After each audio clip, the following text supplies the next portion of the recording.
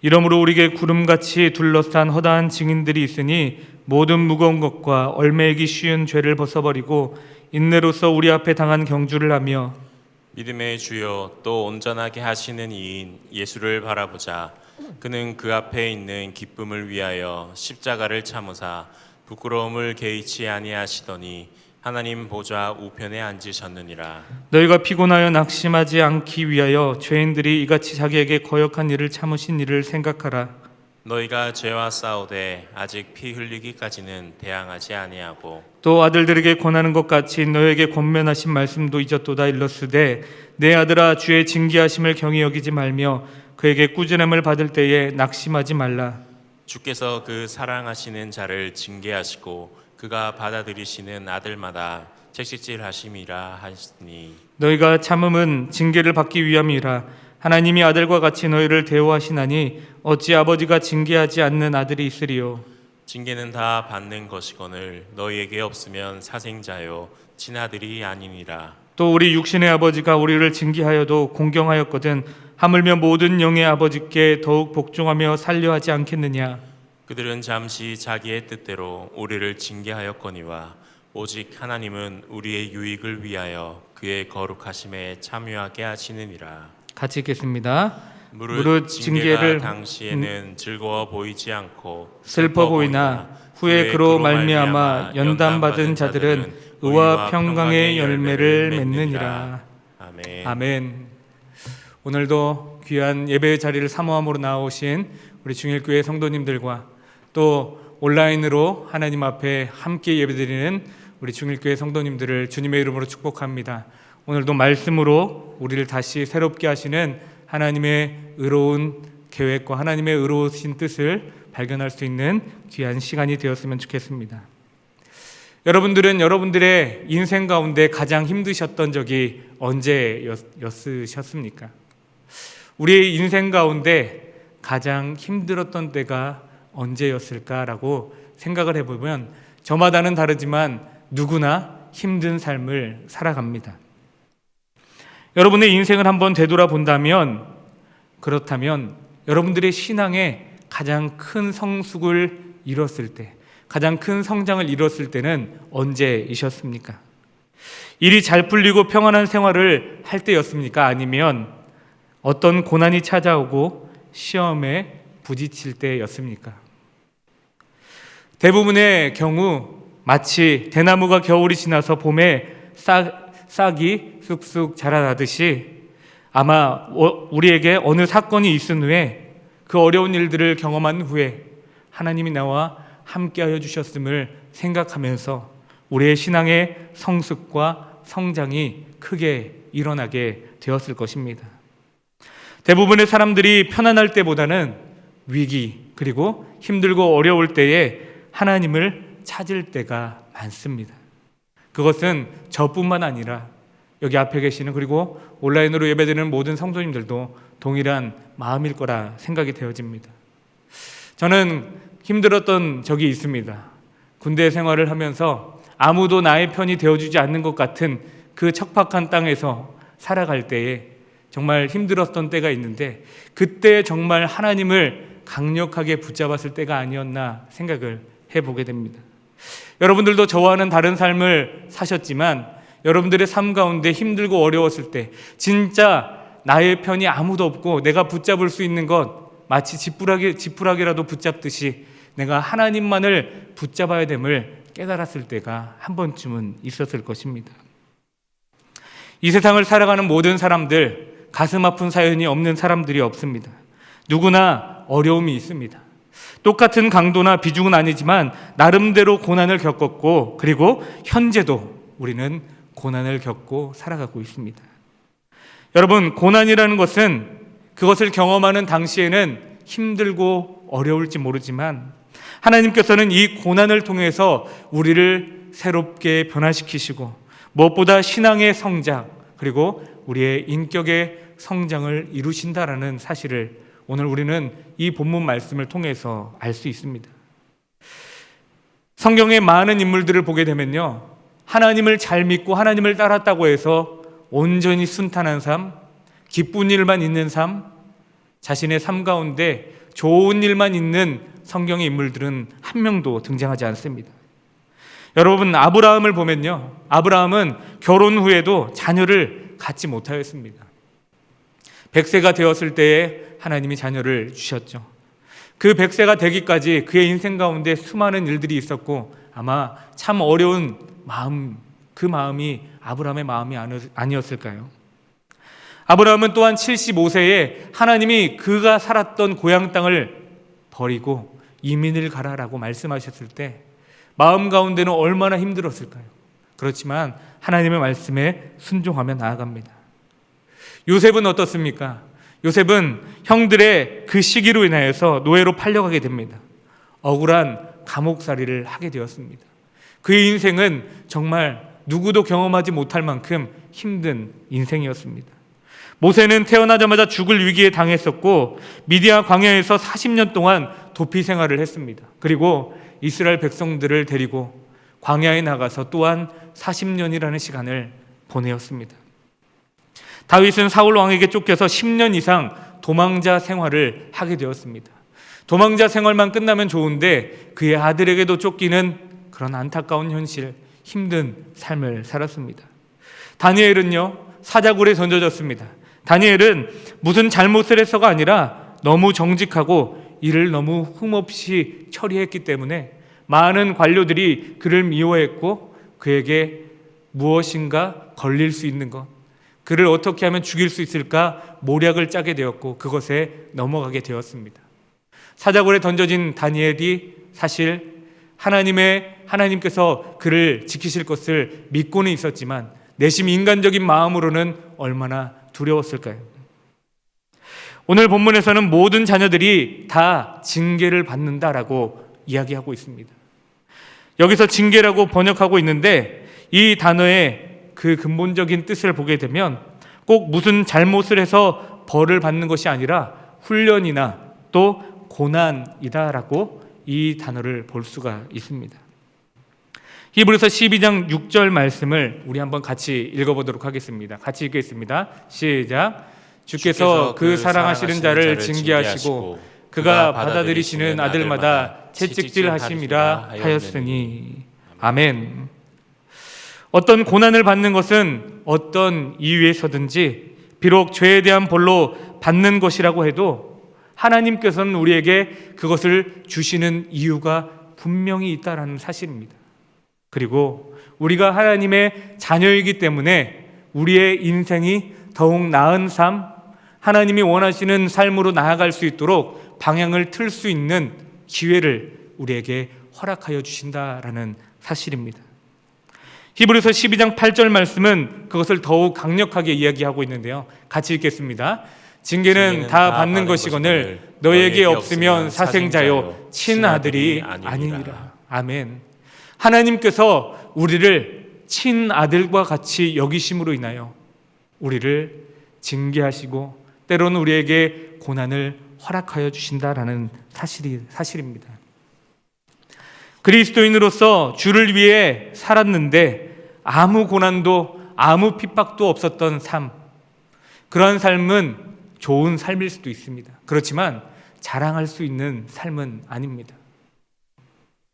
반면에 그 어떤 고난을 겪는다고 해도 우리는 하나님의 사랑을 의심할 수 없습니다. 왜냐하면 오히려 그것을 통하여서 우리는 하나님의 깊은 사랑을 경험할 수 있고 우리가 고난을 겪고 그것을 견뎌낸 후에 우리에게 주어진 축복과 우리에게 주어진 하나님의 선한 뜻을 발견할 때에는 우리에게 하나님의 사랑이 얼마나 깊이 우리에게 있었는지를 우리는 깨달을 수 있게 되는 것입니다. 하나님을 믿고 하나님을 따르는 하나님의 자녀들을 하나님은 아들 삼아주시고 자녀 삼아주시고 고통을 통해 때로는 성장을 시켜주시고 성숙을 이루어 주신다라는 사실입니다. 성경은 고난의 유익에 대해서 많이 말하고 있습니다. 몇 구절을 한번 같이 보기 원하는데요. 시편 119편 71절 말씀을 보면 고난당하는 것이 내게 유익이라 이로 말미암아 내가 주의 율례를 배우게 되었나이다 라고 기록되어져 있습니다. 로마서 5장 3절에서 4절 말씀을 보면 다만 이뿐 아니라 우리가 환난 중에도 즐거워하나니 이는 환난은 인내를, 인내는 연단을, 연단은 소망을 이루는 줄 알미로다라고 기록되어져 있습니다. 고난은 인내를 낳고 인내는 연단을 낳고 연단은 소망을 낳는다라고 성경에 기록되어져 있습니다. 여기서 소망은 소원의 성취가 아니라 예수님을 닮아가는 것을 의미하고 있습니다. 우리가 고난을 받을지라도 그것이 또 연단을 그리고 인내를 그리고 예수 그리스도를 닮아가는 아름다운 삶으로 우리를 변화시켜 주신다라는 사실입니다. 야고보서 1장 2절에서 4절 말씀을 보면 내 형제들아 너희가 여러 가지 시험을 당하거든 온전히 기쁘게 여기라. 이는 너희의 믿음의 시련이 인내를 만들어내는 줄을 너희가 알미라. 인내를 온전히 이루라. 인내를 온전히 이루라라고 말하고 있고 이는 너희로 온전하고 구비하여 조금도 부족함이 없게 하려 함이라라고 기록하고 있습니다. 이 말씀을 볼 때에도 야고보는 시험, 시련을 기뻐하라라고 이야기하고 있지 않습니다. 명령으로 이야기하는 것이 아니라 이 말씀 가운데 보면 온전히 기쁘게 여기라라고 말하고 있습니다. 단순히 그 시험과 시련이 왔을 때 기뻐하라라고 이야기하는 것이 아니라 기쁘게 여기라라고 이야기를 하고 있습니다. 시험 자체가 좋아서가 아니라 우리는 그 시험의 결과 후에 우리를 어떻게 변화시킬지 하나님의 뜻을 발견하며 그 뜻을 바라보며 그것을 기쁘게 여기라라고 말씀하고 있는 것입니다. 야고보서에서는 믿음의 시련이 인내를 만들어내고 인내가 신앙의 성숙을 이끌어낸다라고 말씀하고 있습니다. 고난이나 시험을 맞는 태도는 인내입니다. 우리가 고난이나 시험을 맞는 태도는 인내입니다. 좋은 결과가 있을 것을 바라면서 인내하는 것입니다. 이 연단 끝에, 이 시험 끝에, 이 고난 끝에 하나님이 나를 또한 성숙하고 또한 성장을 이루게 하실 것을 믿음으로 그 문제를 바라보고 나아가라 라고 말씀하고 있는 것입니다. 그런데 안타깝게도 고난이 모든 사람들에게 좋은 결과를 주지는 않습니다.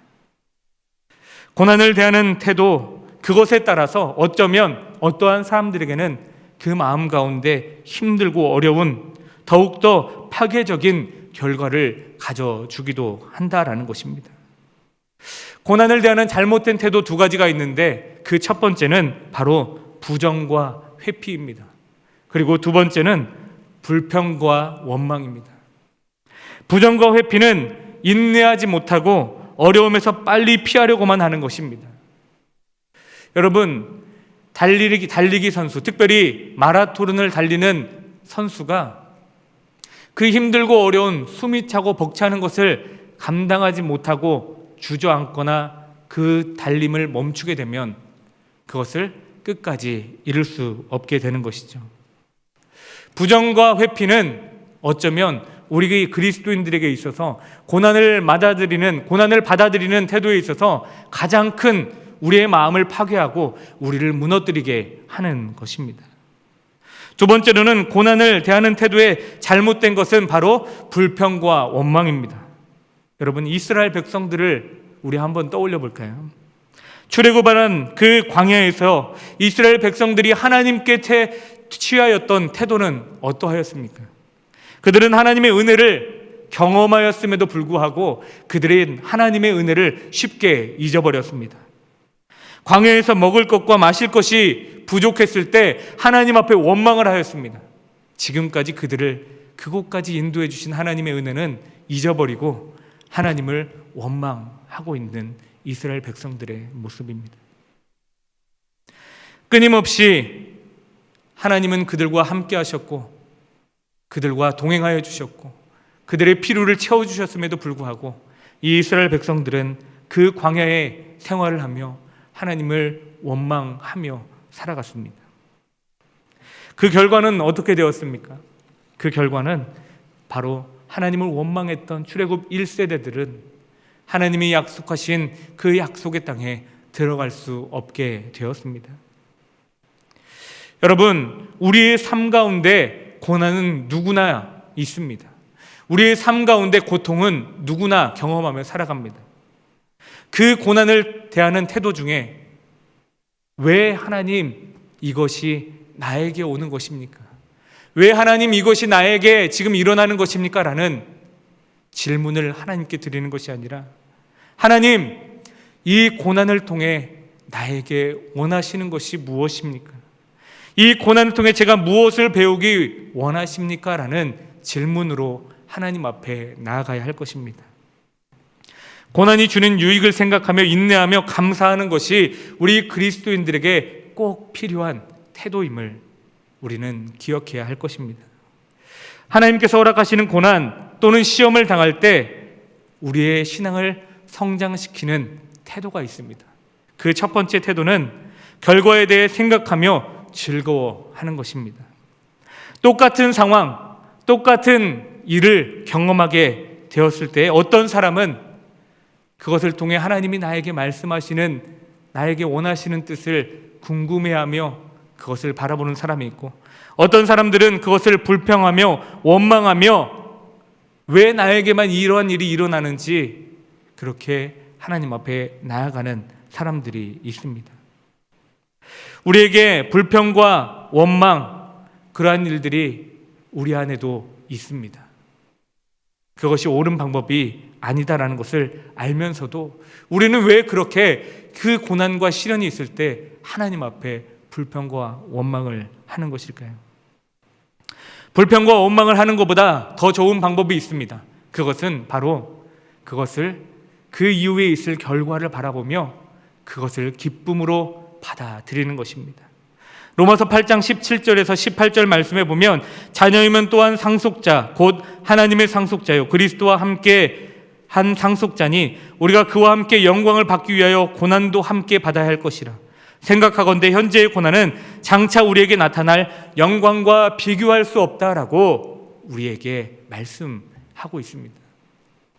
우리에게 주어진 이 고난, 이것이 지금 우리의 현실 가운데에서는 크게 보이지만 이것은 아무것도 아님을, 오히려 이것을 통하여서 우리가 하나님의 귀한 상급을 받는 것이, 그 영광을 얻는 것이 훨씬 더 크다라는 사실을 우리가 믿으며 나아가라는 것을 우리에게 오늘 강력하게 우리의 마음 가운데 선포해 주고 있는 것입니다. 이 말씀에서 그리스도인들이 이 땅 가운데서 고난을 받는 것을 우리가 피할 수 없다면 우리는 그것을 즐겨야 되고 그것을 우리가 기쁘게 여기며 받아들여야 한다는 사실을 기억해야 합니다. 그런데 현재의 고난은 장차 비교할 수 없다.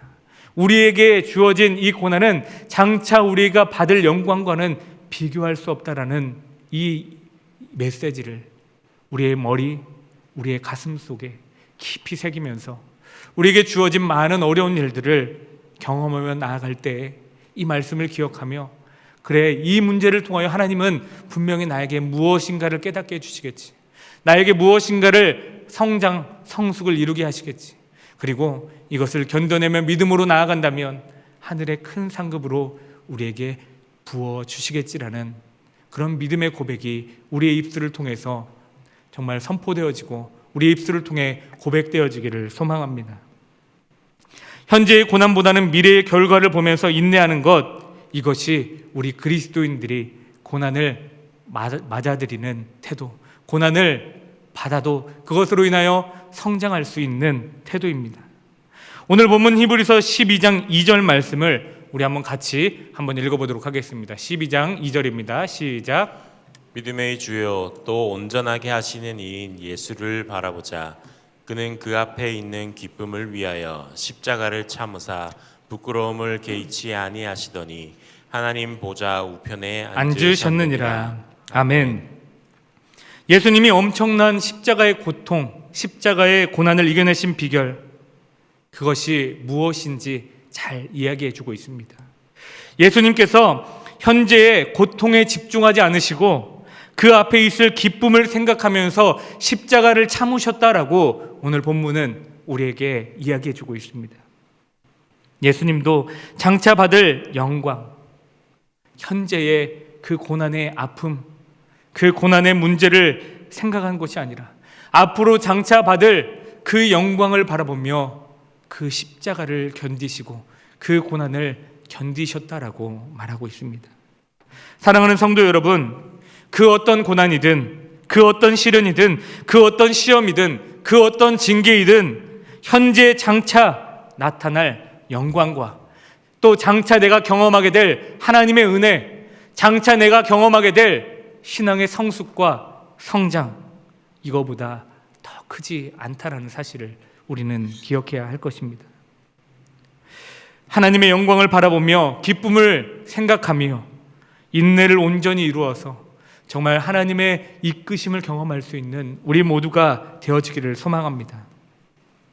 고난 가운데 우리의 신앙의 성장을 이루는 그 두 번째 태도는 바로 바른 해석을 하는 것입니다. 우리가 받은 그 고난을, 우리가 경험하게 된 그 고난을 우리가 바르게 해석을 하는 것이 우리 그리스도인들에게 필요한 것이요, 또 신앙의 성장을 이루는 태도이다라는 것입니다. 여러분, 똑같은 상황, 똑같은 경험을 하게 된 사람들도 그들이 그것을 받아들이는 것, 그것을 어쩌면 그 자리에서 주저앉거나 아니면 어쩌면 그것을 돌파하거나 똑같은 것을 경험하지만 그 결과는 똑같지 않을 수 있다는 것입니다. 어떠한 관점으로 그것을 바라보느냐, 어떠한 관점으로 그것을 우리가 경험하게 되느냐라는 것에 그거에 따라 받는 결과, 얻게 되는 결과는 많이 차이가 있다는 사실입니다. 여러분, 요셉은 형들에게 미움을 받았습니다. 자신의 아버지에게 이쁨을 받게 된 그 요셉, 형들은 그를 시기 질투하였습니다. 그래서 그를 노예로 팔게 되었습니다. 이집트에 와서 가진 고생을 다 했습니다. 그리고 보디발의 집에서 그가 정말 그 어려운 상황 가운데에서 열심히 또 성실하게 일하였지만 억울하게도 감옥에 들어가게 되었습니다. 요셉은 형들이 밉지 않았을까요? 요셉은 자신을 그렇게 만든 것이 형들이다라고 생각하지 않았을까요? 일반적으로 보면 형들에 대한 원망, 그것이 하늘을 찔렀어야 될 것입니다. 일반적으로 보면 그 환경에 대해서 절망적으로 생각할 수 있는 충분한 이유가 이 요셉의 삶 가운데 있었습니다. 그런데 그는 놀랍게도 우리가 생각하는 상식적인 일반적인 생각을 뛰어넘는 고백을 하는 것을 볼 수 있습니다. 요셉은 다른 관점으로 그 환경을 바라보았습니다. 요셉은 어려운 일들을 경험했지만 다른 관점으로 그것을 해석하고 바라보았다라는 것입니다. 형들이 자기를 팔았어도 다른 관점으로 그것을 해석한 것입니다. 그의 고백을 보면 이렇습니다. 형님들이 나를 이곳에 팔았다고 해서 근심하지 마십시오. 한탄하지 마십시오. 하나님이 생명을 구원하시기 위해 나를 먼저 이 땅 가운데 보내셨습니다라고 고백을 하고 있는 것을 볼 수 있습니다. 놀랍지 않습니까? 어떠한 관점으로 그것을 바라보느냐. 여호수아와 갈렙도 똑같은 환경 그리고 다른 관점으로 해석했던 것을 볼 수 있습니다. 정탐꾼이 이 출애굽한 지 약 1년 남짓 지났을 때에 가데스 바네아라는 곳에서 모세는 각 지파에서 12명의 사람을 뽑게 되었습니다. 그 12명에는 여호수아와 갈렙이 있었습니다. 가나안 땅을 탐지하고 오라라고 말하였고 그들은 가나안 땅에 들어가서 그 땅을 정탐하고 돌아왔습니다. 정탐꾼들이 40일 동안에 가나안 땅을 철저하게 정탐하고 돌아와서 보고를 하였습니다. 그런데 10명의 사람과 이 2명 여호수아의 갈렙의 고백에 동일한 것이 있고 또 그렇지 않은 것이 있었습니다. 일치한 부분, 동일한 부분은 그 땅이 과연 좋은 땅이다. 그리고 그 땅 가운데 있는 과일은 크고 또 당도가 높고 과연 젖과 꿀이 흐르는 땅입니다라는 고백은 동일하였습니다. 그런데 10명의 사람들은 그 땅 가운데 있는 많은 크고 또 우리가 싸워서 이길 수 없는 사람들이 그 땅 가운데 살고 있습니다. 우리는 그 사람들과 비교했을 때 메뚜기와 같은 존재입니다라고 이야기하는 10명의 정탐꾼이 있었습니다. 그러나 이 여호수아와 갈렙은 다른 관점으로 그 땅 가운데에서 그 땅을 다른 관점으로 보았다라는 것입니다. 똑같은 환경에서 똑같은 일을 경험하였지만 여호수아와 갈렙은 그 땅은 정말 좋은 땅이고 그 땅은 젖과 꿀이 흐르는 땅, 그 땅에 크고 또 싸움에 능한 사람들이 살아갈지라도 그럼에도 하나님이 우리와 함께 하신다라면, 하나님께서 우리와 함께 하신다라면 능히 싸워서 우리가 그들을 이길 수 있습니다라는 믿음의 고백을 하고 있는 여호수아의 갈렙이 있었다라는 것입니다. 그들은 우리가 하나님이 우리와 함께 해주신다면 그들은 우리의 밥이다라고 고백을 하고 있는 것을 볼 수 있습니다. 똑같은 환경, 똑같은 일을, 똑같은 고난을 경험하여도 어떠한 관점으로 그것을 바라보느냐, 어떠한 관점으로 그것을 우리가 받아들이느냐에 따라서 우리는 무너지거나 아니면 성장하거나 이 둘 중에 하나를 우리가 택할 수 있다는 것입니다. 사랑하는 성도 여러분, 그리스도인들은 환경을 객관적으로만 보고 두려움에 빠지는 사람들이 아닙니다. 우리는 환경 너머에 계시는 하나님을 바라보아야 합니다. 우리는 우리가 당한 그 일 가운데 지금은 힘들지라도 그 이후에 우리가 얻을 기쁨과 그 영광을 바라보며 나아가야 할 것입니다. 하나님의 말씀에 근거하여서 문제를 바라보지만 세상의 사람들과 달리 우리는 절망하지 않고 마치 여호수아와 갈렙처럼 하나님이 우리와 함께 해주신다면 우리가 능히 이것을 이겨낼 수 있습니다라는 믿음의 고백을 우리가 입술로 고백할 수 있는 우리 모두가 되었으면 좋겠습니다. 고난은 얼마든지 이길 수 있고 고난은 얼마든지 우리가 승리할 수 있습니다. 사람을 변화시키고 신앙의 인격, 성숙을 우리는 이 고난이라는 도구를 통해서 이룰 수 있습니다. 이것을 통하여 약점을 강점으로 바꿀 수도 있습니다. 어떻게 바라보느냐에 따라서. 고난을 통하여서 하나님의 선한 뜻을 발견할 수 있는 저와 여러분들이 되기를 간절히 소망합니다. 고난 가운데 성장을 이루는 태도 세 번째는 바로 항상 예수님을 바라보며 인내하며 달려가는 것입니다. 여러분, 예수님은 우리의 인생의 표본이십니다. 우리 신앙인의 표본이십니다. 우리가 달려가야 될 표대이십니다. 예수님이 우리의 인생의 정답입니다. 다른 어떠한 것, 우리의 인생을 책임져 줄 수 없고 우리의 삶을 인도해 줄 수 없습니다. 하지만 하나님, 예수님, 성령님은 우리의 인생의 정답이요, 우리를 끝까지 인도해 주시는 선하신 하나님이심을 우리는 기억해야 할 것입니다. 여러분, 오늘 히브리서 12장 말씀에 보면 믿음의 경주에서 승리하기 위해서 강조하는 것이 있습니다. 바로 죄를 버리는 것과 인내로서 예수님을 항상 바라보며 달려가는 것, 이 두 가지를 지금 이야기하고 있습니다. 히브리서 12장 1절 말씀에 보면 이 내용이 기록되어져 있죠. 달리기 선수가 경주에서 승리하려면 어떻게 해야 될까요? 달리기 선수가 마라톤 경주에서 1등을 하려면, 승리를 하려면 어떻게 해야 할까요? 평소에 훈련을 많이 해야 될 것입니다. 절제가 필요합니다. 먹고 싶은 것 다 먹는 것이 아니라 내가 달릴 수 있는 힘을 얻는 그 용량의 음식을 먹고 나에게 필요한 것들, 필요한 부분만 채우는 것. 이 마라톤 선수가 먹고 싶은 것 다 먹고 놀고 싶을 때 다 놀고 하고 싶은 것을 다 하게 된다면 다른 선수들과 비교했을 때 달릴 때 표가 나지 않을까요? 오늘 성경에서는 두 가지를 강조하고 있습니다.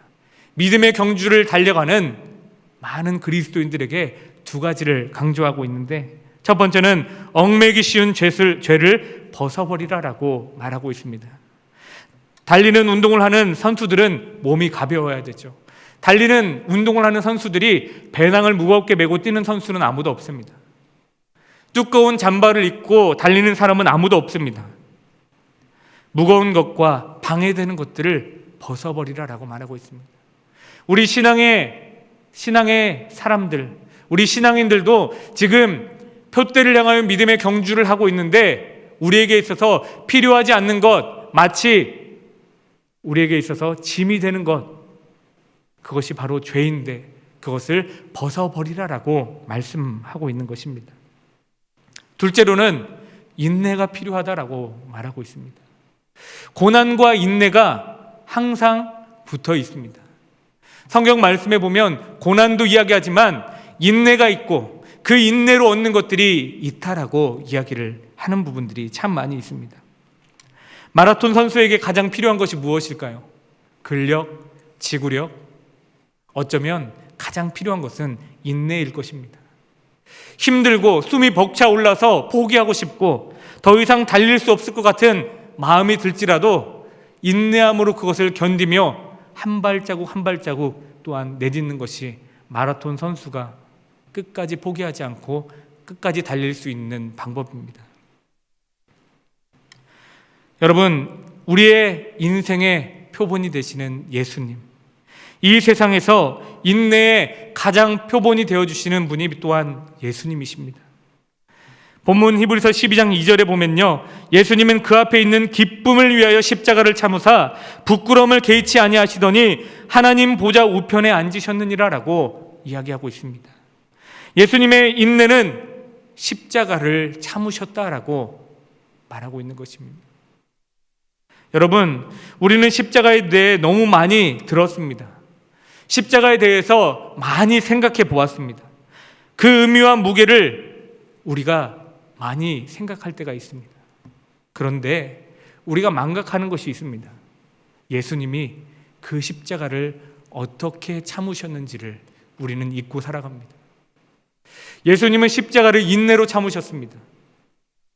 예수님은 장차 얻을 그 영광을 바라보며 십자가를 인내로 참으셨다라는 것입니다. 우리들이 살아가면서 받는 고통, 고난, 시험, 역경, 예수님에 비하면 아무것도 아닐 것입니다. 예수님은 단순히 육체적인 고통만 당한 것이 아닙니다. 많은 사람들에게 손가락질 당했고 배반과 거짓 고소, 또 불공정한 재판, 그리고 말로써 당하였던 조롱, 침뱉음과 손으로 뺨을 맞으신 것과 그리고 그 감당하기 어려운 채찍질을 당하셨습니다. 십자가에 못 박히신 그 예수님, 어떻게 견뎌낼 수 있었을까요? 우리가 생각만 해도 그것이 끔찍하고, 생각만 해도 아찔하고, 생각만 해도 정말 내가 그렇게 감당할 수 있을까라는 생각이 드는데 예수님은 그것을 인내로 감당하셨다라는 것입니다. 그러므로 오늘 본문은 우리에게 말하고 있습니다. 믿음의 경주를 달리는 우리 그리스도인들, 이 신앙의 경주에서 가장 중요한 것은 예수님을 바라보며 인내로 이 믿음의 경주를 끝까지 포기하지 말라라는 것입니다. 참 감사한 것은요, 우리는 외롭게 이 믿음의 경주를 달리지 않는다라는 사실입니다. 옆에 있는 우리 성도님들과 그리고 또 하나님이 우리의 그 믿음의 경주를 계속해서 응원해 주고 있습니다. 또한 오늘 본문 1절에 보면 많은 구름같이 둘러싼 허다한 증인들이 우리를 위하여서 응원하고 있음을 볼 수 있습니다. 초등학교 운동회 때 여러분들 다 경험해 보셨죠?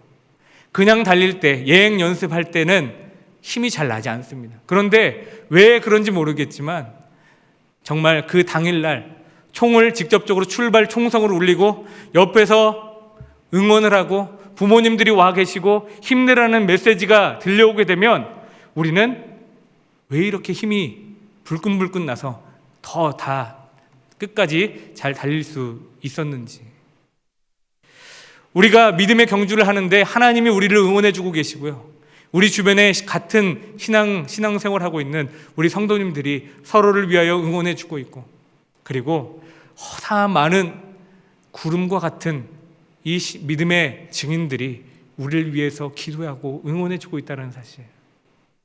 여러분, 우리가 신앙생활을 우리 혼자 하고 있는 것 같지만 우리를 위해서 기도하고 우리를 위해서 격려하고 응원해주고 있는 많은 사람들이 있다는 사실을 우리는 잊지 말아야 할 것입니다. 낙오될 것 같아도, 멈추고 싶은 것 같아도, 그래도 하나님이 나에게 주실 그 영광을 바라보며 지금 나를 위하여서 기도하고 나를 위하여서 응원하고 내가 다시 걸어갈 수 있도록 뒤에서 밀어주고 있는 수없이 많은 믿음의 선배들, 그리고 같이 함께 신앙생활하고 있는 우리 성도님들의 그 응원 소리를 들을 수 있는 우리 모두가 되었으면 좋겠습니다.